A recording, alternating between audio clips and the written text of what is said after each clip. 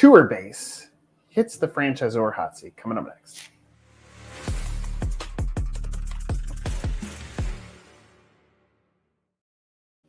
Travis, first you, then the brand. The only scripted question is the first one, but it usually has a good story. How did you accidentally fall into franchising? What's your franchise backstory? Yeah, it was an accident. And I spent first part of a career in banking, lending, consulting, working with big Fortune 500 companies, the kind of the opposite end of franchising and small business world. That being said, I'd always wanted to be an entrepreneur myself. I had looked at franchises myself. And it wasn't until I met my current business partner who had actually had a really good idea that was working well in the travel tourism space that we decided to franchise it. So the quick version is Tourbase. What we do, we are a booking experiences platform. So if you think about like a Priceline or an Expedia or one of these sites you go to book all your travel, we're essentially the same thing, but specifically for tours and activities. And so my partner had built up a business in Alaska, helping people book really fun shore excursions and kind of a one-stop shop, and turned it into a really nice business, and knew he had something, knew he had some really good technology that had been built, knew he had a profitable business model, and he wanted to grow. And he and I got to know each other, and he knew I was actively looking for a business opportunity to buy. And at that point in time, I thought I'll buy something existing, something simple, grow it. I did not foresee myself stumbling into sort of a technology company or being a franchisor. But the more he and I started to kick around the idea of what does it look like to grow this business, the more the franchise model jumped out to us. Because the secret sauce of what he had is when people would get on the phone and they'd talk to people that actually knew Alaska, that had actually gone out on these tours and were based there or traveled there regularly, it made a world of difference in their ability to sell and their ability to grow a profitable business and differentiate from the TripAdvisors and the Booking.coms and these huge behemoths in the industry. So that's kind of the version of how we decided to franchise it. This was right in the midst of COVID that we were kicking this idea around. So mom thought it was a terrible idea to leave my corporate job and jump into becoming a franchisor in 2020, but made the leap, and here we are now. So taking that Alaska business model and deciding to replicate it and put this tech into the hands of other people to grow tour-based businesses in their destination. All right. Obviously a ton that I want to unpack from that. So your business partner, he's grown this in Alaska. How many customers annualize? Like what are you looking at there? Like, okay, you actually have some, like, because you're a smart finance background human being at this point. You haven't added entrepreneur at this point, but you're looking at something. What are the numbers that are intriguing you on that? Yeah, I think what was cool was seeing the upward trajectory of what had started for him in the first couple of years of just he and his wife and a side hustle that they built with one site, and then took that and started to multiply into a second website and a third website and a fourth website, and especially just kind of as demand grew. People were saying, oh, they started in Skagway, Alaska, offering shore excursions there, and then said, people are like, well, do you offer anything in Juneau? Do you offer anything there? So being able to see that growth in terms of the geographic expansion, and then as well as the financial numbers as well, were really appealing. So, I think that business is servicing around 30,000 guests a year. So it's a meaningful amount of business that's able to get people out there and drive that business out to the local tour operators, right? So that's one thing I think that I find really rewarding as well in this, is that both my partner and I had a desire to try to see travel done well, because I think it can be done in a way that hurts local communities and the fabric of those communities. But seeing that they were able to do those kinds of numbers to increase, to choose which tour operators were doing things well and send business specifically to them,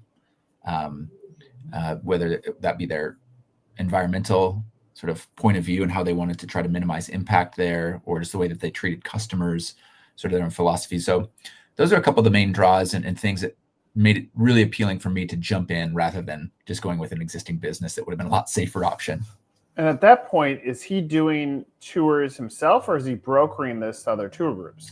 It's 100% reselling other people's tours. So part of the value that a franchisee creates, and what Drew, my business partner, did in those early days, was going out and actually finding the very best things to do in the area. Because there's usually a lot of different things you can choose from, right? If you're traveling to a destination. And so getting to go out and actually go on those tours, experience them, see how am I treated? What's it like when I'm booking this thing, how I'm treated when I'm on tour, and then picking and curating the very best of those experiences to be bringing onto the platform. And there's but no sort of tour operations ourselves. It's 100% reselling those and making it a really easy user experience for people to find and book those. So to oversimplify it, it's Airbnb or Uber for tour bookings. And so obviously you're tracking reviews and you're making sure it syncs up. I would imagine, and it looks like it on the website, some of the cruise companies will absolutely leverage you as the broker to help you figure out what is the curation of the tours. Are those accurate statements? I would say it's similar to like an Airbnb in their experiences side of things, where they create actual things that you can do when not only where you stay, but things that you can go do when you're in those destinations. So very similar to that model. With the cruises, they probably see us more as a competitor than as somebody that we would partner with, because they make their money off of not only selling a cruise, but also selling guests to go out on these excursions themselves.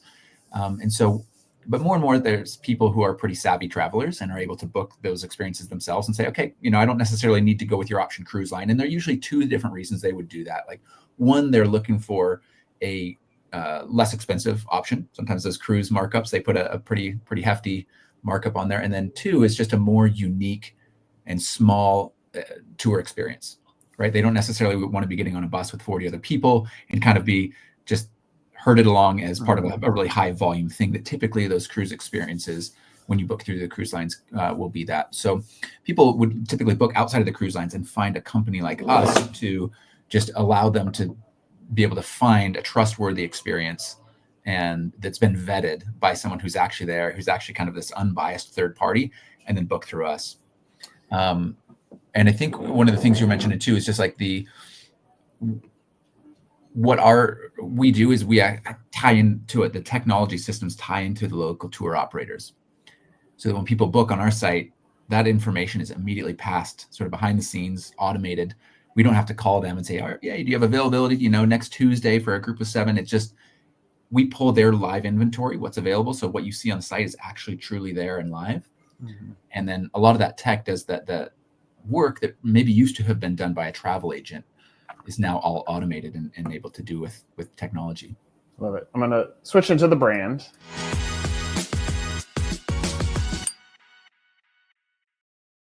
Even though we're already talking about the brand, but I'll play the switch. I like it. So my opinion, and I don't want to ride this too much, but like a cruise, like the advantage of a franchise is it takes things locally owned and operated. And for a cruise ship, they don't have someone that locally owns and operates the tour business. And yes, they're curating and they have to make money on it. But if you have someone that locally owned and operated that is facilitating the relationships in that area of the world, or for a hoteler to say, why would I not use this locally owned and operated human being as my concierge for helping curate what my guests can do? It seems like it would be a no-brainer. Even if it took some money off, it's going to increase the satisfaction of the guests because you have someone that's locally owned and operated in the market that's building those relationships. Am I looking at that the wrong way? Yeah, you're right. That really is the why behind franchising, because we faced two options when we decided to grow and scale this just from Alaska out to hopefully become a global brand with destinations all over the world. The first option was, let's do this ourselves. Right? Let's own each of these different destinations and grow it. And there's some upside and advantages to that. The amount of control we'd have, the margins that we would have. But what we wouldn't have is the ability to truly have that local curation and that local knowledge and the ability to take care of guests in a way that when they call and they explain their situation, or they, we're talking to them, a local can be like, no, you actually don't want to do that experience. What's going to be right for you guys is this, and then pair that with this the next day. And that's really different. That's different than what you're going to get if you book on Viator or Get Your Guide or TripAdvisor, some of these big companies that are really just an aggregator of every single possible experience that's out there. So that local knowledge is exactly it. That's the key for us, and what differentiates us to give a better experience. And you mentioned hotels as well. That's an area we're really excited about. We've just built some really cool new tools so that we could go up to a hotel and say, hey, we can just very quickly spin up a landing page for that hotel. It's got their name, their logo, a little paragraph about them and why you should stay there. But then right below that, they're quickly getting into all of the booking options for that destination. So it's something they could give to their guests in a QR code in the room, in their confirmation email, because you imagine you're sort of a small mid-sized hotel. Big hotels might have their own concierge desk, full-time job for somebody, but most hotels don't. And so people who are working front desk or wherever, the bar, are constantly bombarded with well, what should I do? And they have to take 5 minutes out of their day to go tell someone or point to the rack cards around. And instead it's just hey, here's the easy button. Check this out. This is all the stuff we think you should do. And that those customers can go and book and keep that brand and feel of the hotel. But the hotel doesn't have to do anything, and they just collect a commission check.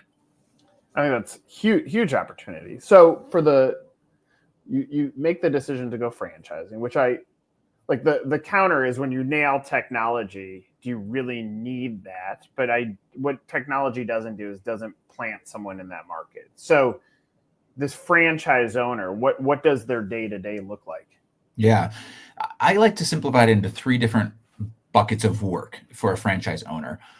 One, and this is especially towards the early, first year or two of that franchise, is building the product. And by product, I mean what's actually on their website. What are those experiences that people can come and find and book? And so that takes going out into the community and trying out those experiences, having coffee with the owner of the local rafting company or the zipline company. So having some of those meetings and getting that product up onto the website so you can actually see what's this like, maybe take a video of it and get a video preview. So building product is number 1. Number 2 is there's an aspect of digital marketing. So we provide a lot of training in this. We provide a lot of support in this. And if somebody says, hey, this is just not my thing, we can even provide this as a service to them for things like paid ads and social and long form blog content creation that's going to have a bunch of top 10 things to do, or a deep dive into different types of information that's helpful for people in that research phase of their buying journey. But content creation is really number 2. So writing blog posts, creating your social content, or going out on tour and taking some of those video clips. And then we help you build a really cool 30, 60-second video so that people can actually preview and see what is it that I'm getting myself into here. If I'm about to go spend $1,000 in a day of my life and my family's trip, we want to make sure it's the right thing for us. So people go out there. Number 1, they build those relationships. 2, they're going to need to create content and be digital marketers. And then number 3 is actually taking good care of those customers when people have booked. So most of those bookings happen online without a Tourbase owner or their team having to touch them. This is all automated, but of course people are going to have questions. And so that might come in through email or chat or phone calls. And so you need to be able to take good care of those people and make sure that things are running smooth. I have so many questions. As a side question, your career at Accenture, obviously you can go to college and learn things. Does not that you can magically advise human beings to go work at Accenture and understand business constructs, but did you use that that whole time? Are you I'm going to be a sponge to learn this so I can eventually cross apply this to be an entrepreneur? It was exactly it. Yeah. I went back to business school at the University of Washington, knowing I want to be an entrepreneur, but getting sort of into business school and sort of saying, is this the right timing? I thought it might be a little too soon for me to make that jump. Just because I didn't quite have enough experience, I didn't think. And I thought, wow, what a unique opportunity for me to jump in and quickly look under the hood of Fortune 500 companies. How do they do things? What makes them successful? And just soak up. And then from the consulting side of it, how do good consultants solve problems? How do they look for opportunities and drive innovation? And so it was exactly that, of just being the sponge to learn as much as I could, and then take that and now apply it into being an entrepreneur. And, I'd say some of it's not relevant because it's relevant to Fortune 500 companies, not 10-person companies. But the biggest thing I took away from Accenture was I spent my last couple of years there helping to run an innovation hub and helping leaders of these big companies think, how do we innovate? How do we stop getting out of our old mindsets and patterns and test things quickly and iterate and then build into something new and do that from a very human-centric perspective with a lot of design thinking and that sort. So that's probably been the most helpful thing I've taken from the Accenture world and the consulting career into what I do now, is that this is a very quickly moving industry. And we have to think about how do we innovate and stay ahead and change in a world where the SEO and the search algorithms changing super fast, and AI is now on the table and can write those blogs like that in a way that we used to have to outsource and hire and pay a bunch of people to do that. And so sitting in amidst a world of a lot of uncertainty and quick, rapid change, how do we continue to make sure we're at the front of that? And how do our franchisees benefit and come along on that journey with us? How many franchisees do you have? So we've got 3 franchisees right now. We've also got about a dozen corporate locations. And the 3 franchisees, where did they come from? So the first one came from someone who'd actually worked with Drew up in Alaska in the early years. So she knew the business, she knew the model, and was able to just get it. When we started said, hey, Kate, we're going to take this thing and replicate it. She's like, yep, I'm on board. And she's down in Jackson Hole. She's a fly fishing guide in the summertime, works up in the ski resort in the wintertime. So naturally, she was already in tourism. Yeah. Knew the business, and so it was a pretty easy sale for her to be like, yep, I get it, and I'm on board. And then the cool thing about the second franchise was that she actually met the first franchise on a chartered sailing trip down in the Caribbean. This is sort of like, hey, I'm looking for the next thing in life. Like I'm, kind of done an early career here. I'm looking for the next thing, and she started learning about it and reached out and came on board. So it's been really word of mouth so far. And now this year we're stepping into more. We've built a lot of the tech and the foundation that we think we need, because if we'd taken on 10 or 15 franchisees in our first couple of years, it would have been very bad news, and we would have drowned in providing the right level of support when we didn't have the tech as buttoned up as we wanted. So now we've built that, and we're kind of ready to start leaning into more franchise broker networks, our referral networks, things like that, just ready to start put the pedal to the metal and hopefully get to 5-10 by the end of the year, and would love to clip along at 5-10 a year type of growth for the foreseeable future. All right, let's hit on the investment.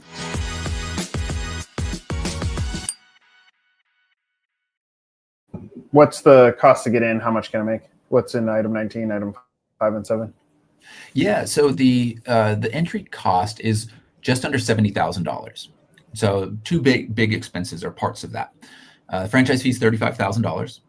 And then we have some of our learnings from our first couple of franchisees is we've decided to build out the entire site and those early partner relationships for you. So we call it the website fee. It's $30,000. And what that gets you is 2 to 3 months after that you sign that contract, you've got your website up and going. You've got a bunch of long form blog content that's there starting to get SEO traction. You've got your early operator relationships already built and the product and all that. So it's paid ad campaigns all built out. It's like basically doing all that early 6 months of work for you compressed down into a couple months. So it's $65,000. And then the other, in terms of just like ongoing fees, people pay 3% of their total sales.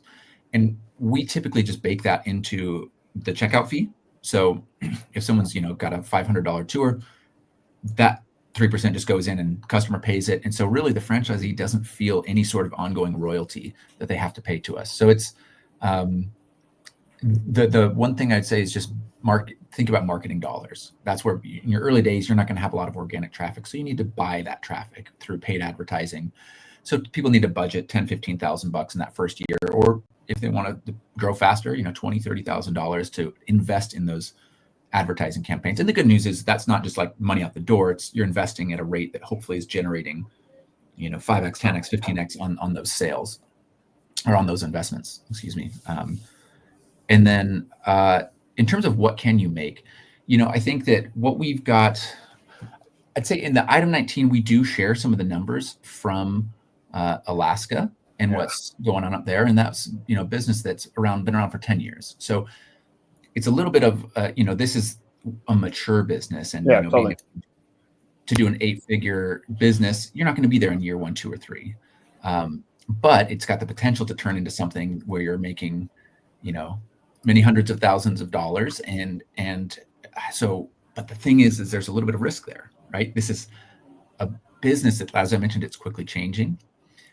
We have not, I have like our first few franchisees. We don't have those numbers in the item 19 yet. And all of them are going up and right, but none of them yet are at the spot where it's like, okay, I can hang up my hat and it's like done, super easy money. It's like, okay, you're getting there, but it's not going to be till year 3, 4, 5 that you're truly like, paying the bills and paying for college with this type of investment. So you have to be able to weather that first year or two of like, okay, we just might be break even here for a while. So I like to say that in terms of an ideal franchisee, it's somebody who's not looking to pay themselves like their salary that they need to feed the family in year 1 and year 2. You need to have a little something else, whether that's savings or it's a side hustle, so that you can reap the benefits down the road in year 4 and 5 and beyond. I mean, I'm fascinated by the whole structure. If it were me, unsolicited feedback. Yeah. I think about a franchise fee. Like, I think McDonald's is $45,000. And so I think, obviously, like, truth be told about franchise fees, they've gotten to the level that they are primarily to offset the cost of acquisition, which comes from a broker network. If I look at that fee and I'm like, all right, let's forget that we're ever going to need a broker to play on franchisee acquisition. It's almost like, what would a world look like if the franchise fee was paid in a 15, 15, and 15, or a 10, 10, and 10? Because like, I see the pathway to getting to break even. And I also see the magic of them spending dollars to market this business to grow it locally. That's the advantage of the totality of the franchise system, is you're not having to deploy all that money, and in exchange, a franchisee gets to share in that. So it's almost like, how can you engineer this so that the bleed isn't so heavy in year 1, and that they can pay this off, or it's almost finance the franchise fee? Or for argument's sake, you said our franchise fee is paid over 35 months. You're going to pay $1,000 a month into the franchise fee because we got to get your website up. So that's a few months. Because then what it does is it deteriorates the stress of that franchise owner. That'd be option 1. Like, if I was re-engineering this. Option 2 is say, we're gonna jack up the cost of this. Like, I think about, my family likes doing cruises, but you get off the cruise and they have like the kiosks that are at the cruise port. Well, if I was gonna increase this to create awareness, because you have thousands and thousands of people, it's almost more cost effective than digital advertising that are going to walk by this, and you have an opportunity to market it. You rent out the kiosk as a part of this. The investment now is closer to, call it $300,000 to get in. But because you've engineered this the right way, you're also like, your investment of $300,000 is $100 for the kiosk. It's $50,000 in the first 3 months of digital advertising, and it's $10,000 a month. Like, you re-engineer this thing, because if you can showcase how we can get to profitability, or you accelerate, you're taking an Alaska run, which is run by one human being that scales it, and you're getting this closer to a year run. Going through the brainstorm of what would that take might create some interesting outcomes. Because look, I love it. Like, as I've looked at your business, I'm like, totally understand the pathway. I see it tremendously for hotels. If I'm a hotel operator, I'm probably calling you, Travis, and saying I'm interested in adding this as a franchise for me. Mm-hmm. That takes my business outside. When I clicked on dining, like, I'm thinking about the problems that I would have when I've gone to a new market, especially in a tourist area. It's like you get off a cruise and you have senior frogs. Well, that's not what I want to eat for Mexican. Like, if you did that, but almost treated it like open table, where you got paid just $1 on a reservation or something as an affiliate to an open table, but you've curated it based on the local operator saying, these are my recommendations if you want to get off. Like, there are so many extensions here that can make it great. But from a business construct, my only fear, and counter this, is when a big opportunity starts with a lower investment, it has the potential to track someone that doesn't have the same mindset of you, that I'm going to go work at Accenture for 4 years to understand business better. So when I go become an entrepreneur, I'm stronger. They're like, okay, I invested my life savings, make me money right away. So That's why I totally see the potential. I'm sharing as a very, very much an outsider, some of the opportunities that I see. Yeah, for sure. So a couple things in there that are really I want to touch on. One is, how do you shorten that window to profitability is a super important question, and one that we grapple with a lot, and ways that we're thinking about trying to squeeze that down. And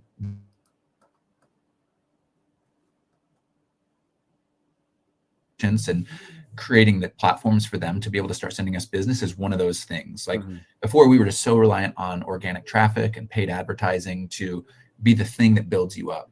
And that takes time. It takes time to get to page one of Google. It takes to build that authority in that respect. And so we said, okay, we don't have time. Not everybody's going to have 3, 4, 5 years. So how do we get and create a really valuable platform, and then quickly get eyeballs from the people who already have them, the hotels, the travel agents, that like these people are already influencing the decisions of travelers into these markets. So how do we solve their pain points, which is it's a pain for them to go and try and call every tour operator and book things for people, and they're not making any commission on those, or like make it easy, let them use the platform. So that's one of the things of trying to shorten the pathway to profitability that I think is going to be really important for us to do as a franchisor, so that future franchisees can see that path to when do I get to make this $75,000 or so dollar investment back, with a certain level of confidence, right? And your other point, I think you're hitting on at the end there, is like, who are we attracting? And the idea of dropping that franchise fee down really significantly, and maybe having more franchisees that are coming on board, because it's not $65,000 or $70,000 to come in, it's $20,000. That's a possible option, but there's a remarkable amount of work that goes into building and training up and supporting a new franchisee. And so you got to, from our perspective, I think we wanted two things. One is we want to make sure that the juice is worth the squeeze, and that we're actually getting enough money so that we can properly support those people. And two is then we want to attract people who are on board with this and are willing to put a little bit in there. I think if there's not a little bit of skin in the game, and it's almost too easy to get in, then we're going to start attracting people who don't have that same mindset of wanting to really grow and scale. So at least people, and I think most people that are looking at business ownership are thinking about, how do I invest and how do I commit to this, and either borrow from family or banks or use my savings. So we have tried to keep this cost, under $100,000, and plan to continue to do that for people to make it accessible. But it's at least enough in there that you got some skin in the game. You're going to work hard to try to make that back. It's not nothing. Yeah, I totally understand it. My ask is think about this in your brain, because you're a consultant, whether you use this or not. The reality is, you as a franchisor is going to make money off of royalty. So let's just say the franchise fee was $1,000 a month, and obviously, again, like, taking broker networks out of it, but the franchise website has to happen, or the franchisee's website has to happen on day one. So that's a $30,000 expense. But then you add other things in there. Like, now, rather than paying $1,000 a month, you're now, after month 3, you're now going to start paying us $10,000 a month, because we need $1,000 to operate the website. We need $1,000 to support your digital ads, and we're going to put $7,000 into your digital ad buy. I have a tremendous client. This guy, Kevin Wilson, very smart man. He bought Mosquito Joe at 1 unit. And very early on, what he did was, he low franchise fee, but he made the franchisees spend on direct mail marketing. And what happened is, it accelerated their pathway to profitability, which accelerated the brand growth, which accelerated it to exit. So I think you have something special here.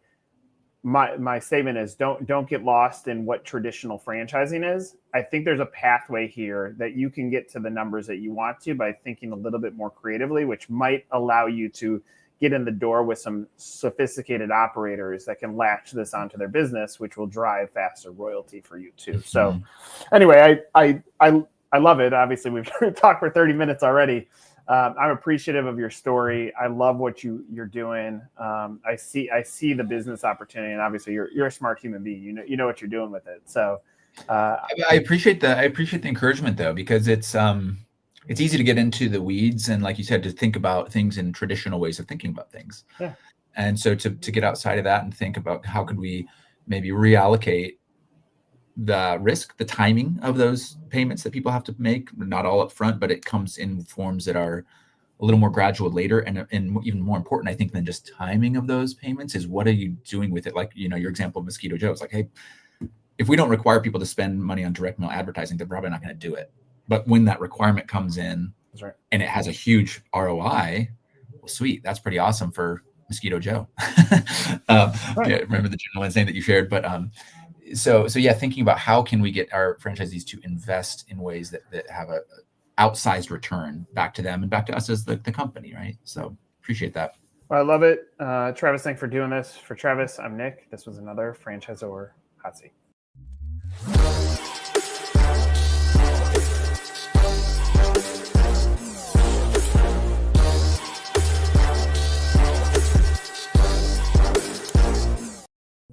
Thanks for doing that. That was awesome.